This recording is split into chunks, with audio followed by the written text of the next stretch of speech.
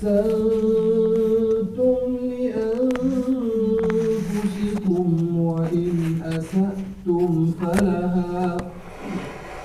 فإذا جاء وعد الآخرة ليسوءوا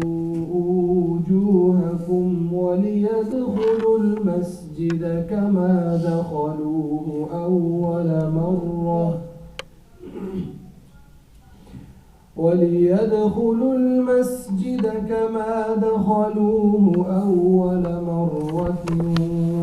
وليتبروا ما علوا تتبيرا عسى ربكم أن يرحمكم وإن عدتم عدنا وجعلنا جهنم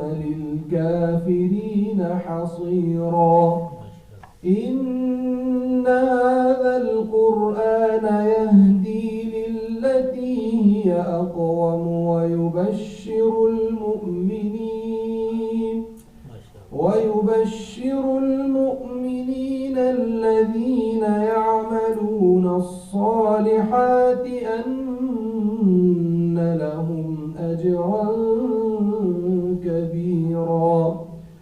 وأن الذين لا يؤمنون بالآخرة أعتدنا لهم عذابا